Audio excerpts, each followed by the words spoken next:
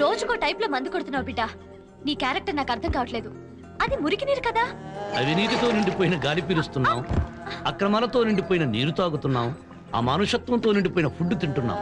అలాంటప్పుడు ఈ నీళ్లు తాగితే తప్పి ఉంది బిడ్డ. ఆకలేస్తే పసిపిల్లాడు పాలు తాగుతాడు, ఆవేశం వస్తే నేను ఆల్కహాల్ తాగుతాను. ఆ తర్వాత ఈ నిజాల నుంచి ఎక్కడికో పారిపోయి ఆత్మ విమానం ఎక్కి అందమైన లోకాల్లో అలా అలా విహరించి అన్యాయం, అక్రమం, అవినీతి, అనర్థం లేని ప్రదేశాలను తాకి సెల్యూట్ చేసి అనుభూతి పొంది మళ్ళీ ఇక్కడికి వచ్చి సెటిల్ అయిపోతుంటాను. అవును,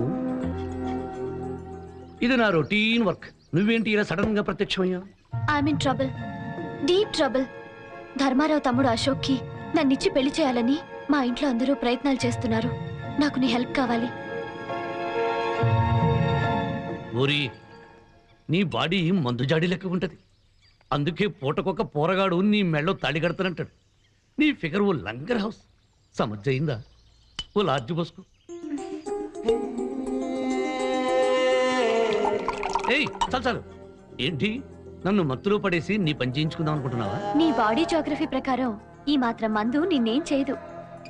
ఎన్నిసార్లు చూసావని బిడ్డ నా బాడీ అనాటివి నీకు అర్థమైపోయింది.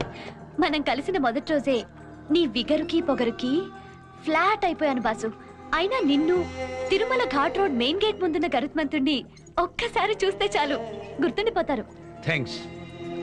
హత్య చేయకుండానే హంతకుడు అన్న సర్టిఫికెట్తో బ్రతుకుతున్న నాలో ఒక ప్రేమికుడిని చూడగలుగుతున్న నీకు నా అభినందనలు.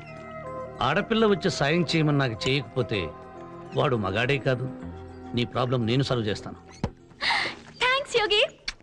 వెళ్ళి వాళ్ళని తీసుకురా. అలాగే. ఒక పక్క మేము పెళ్లి కుదురుస్తుంటే చంకన బ్యాగ్ వేసుకుని మళ్ళీ కాలేజీకి బయలుదేరవేంటి?